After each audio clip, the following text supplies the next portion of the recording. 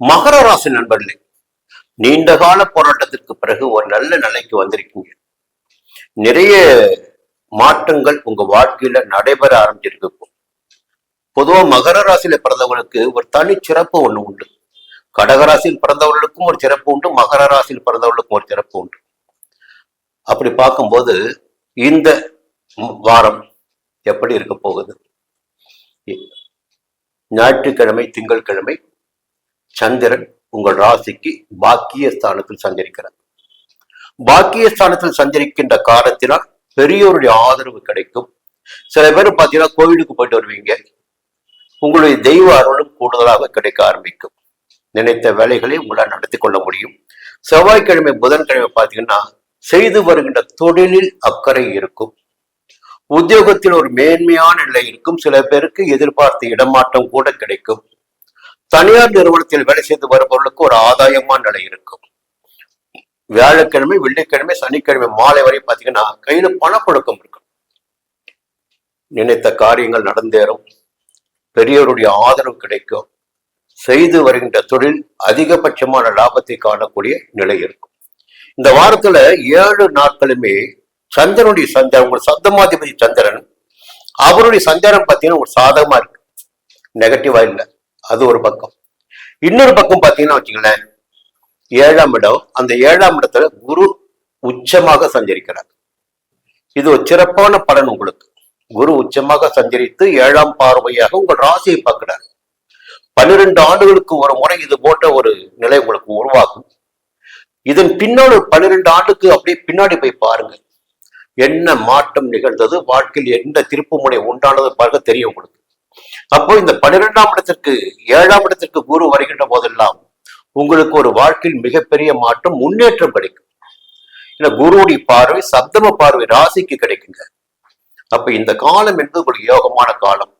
திருமண வயதினருக்கு வரன் வரும், குடும்பத்தில் ஒற்றுமையான நிலை இருக்கும், நண்பர்களின் ஆதரவு கிடைக்கும், தொழில ஒரு முன்னேற்றம் கிடைக்கும். 11ஆம் இடத்தின் குரு பார்க்கிறார். லாபத்திற்கு பஞ்சம் இருக்காது, வருமானத்திற்கு குறைவு இருக்காது. அதே போல 3ஆம் இடத்தின் குரு பார்க்கிறார். சகோதரருடைய ஆதரவு கிடைக்கும். தைரியம், தன்னம்பிக்கை, வேகம், வீரியம் எல்லாம் உங்களுக்கு இந்த நேரத்தில் உருவாகும். அப்போ எந்த நிலை வந்தாலும் அதை சமாளித்துக் கொள்ளக்கூடிய சக்தி என்பது உங்களுக்கு இருக்கு. இன்னொரு பக்கம் பார்த்தீங்கன்னா புதனுடைய சஞ்சாரம். புதன் 7ஆம் இடத்தில் சஞ்சரித்துக் கொண்டிருக்கின்ற புதன் செவ்வாய்க்கிழமை மதியம் 8ஆம் இடத்துக்கு போறார். 8ஆம் இடத்தில் சஞ்சரிக்க போகின்ற புதன் மிகப்பெரிய யோகத்தை உங்களுக்கு கொடுக்கிட்டு இருக்கிறார். மறைந்த புதன் நிறைந்த செல்வங்களை தருவார் என்பது போல இந்த 8ஆம் இடத்தில் சஞ்சரிக்க போகின்ற புதன் பார்த்தீங்கன்னா செவ்வாய்க்கிழமை மதியம் முதல் உங்கள் வாழ்க்கையில் எதிர்பார்த்த பண வரவினை, எதிர்பார்த்த ஒப்பந்தத்தை, ஒரு புதிய இடம் வாங்குறது, வீடு வாங்குறது போன்ற முயற்சிகளை எல்லாம் வெற்றியாக்கி கொடுப்பார். சமுதாயத்தில் உங்களுக்கு நல்ல பேர் உருவாகும். வித்யாகாரகன் இல்லையா புதன், அவருடைய சஞ்சாரம் சாதகமாக இருக்கிறது, எதிர்பார்த்த முன்னேற்றம் இருக்கிறது. செவ்வாய்க்கிழமை பார்த்தீங்கன்னா சூரியனுடைய இடமாற்றம் இருக்கு இந்த மாதத்தில், இந்த வாரத்தில். இப்ப 7ஆம் இடத்தில் சஞ்சரித்துக் கொண்டிருக்கின்ற சூரியன் 8ஆம் இடத்துக்கு சஞ்சரித்து ஆட்சியாக சஞ்சரிக்க போகிறார். இப்ப 8ஆம் இடத்துல கேதுவும் இருக்கார்.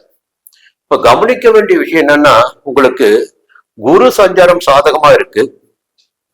அதே நேரத்துல சுக்கிரன் பார்த்தீங்கன்னா 9ஆம் இடத்தில் சஞ்சரித்து பணவரவை அதிகரித்துக் கொண்டிருக்கிறார். மற்றவருக்கு உதவி செய்யக்கூடிய அளவிற்கு உங்கள் நிலையை உயர்த்தி கொண்டிருக்கிறார்.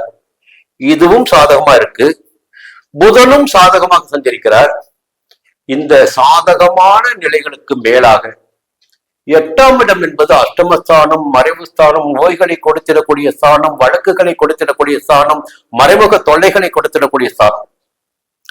அந்த இடத்துல சூரிய ஆட்சியாக ஞான மோட்சக்காரர்கள் கேதுவும் சஞ்சரிக்கிறார்.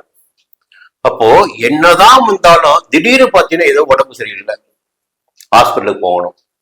இல்ல உடம்பு நல்லா இருக்கு, வேற ஏதாகிலும் ஒரு பிரச்சனை, பண நெருக்கடி, இல்ல அவமானம், இல்ல எதிர்பாராத சில சங்கடங்கள் என்பதையெல்லாம் சந்திக்க வேண்டிய நிலையினை 8ஆம் இடத்தில் சஞ்சரித்துக் கொண்டிருக்கின்ற கேது கொடுத்து கொண்டிருக்கிறார். அந்த நிலையில் சூரியனும் அந்த இடத்திற்கு சென்று அதோடைய சக்தியினை அதிகரிக்க போகிறார். அப்ப கொஞ்சம் ஜாக்கிரதையா இருந்துக்குங்க, நிதானமாக செயல்படுங்க, யாரையும் நம்பாதீங்க. புரியுதுங்களா? யார் எந்த நேரத்தில் உங்களுக்கு எதிராக மாறுவார்கள் என்பது உங்களுக்கே தெரியாது. மறைமுகமாக தொல்லைகள் கொடுப்பவர்கள் இந்த நேரத்தில் உங்களுக்கு அருகில் கூட இருக்கலாம். கொஞ்சம் எச்சரிக்கையாக நிதானமாக இருங்க. மீண்டும் அடுத்த வாரம் சந்திக்கிறேன். நன்றி, வணக்கம்.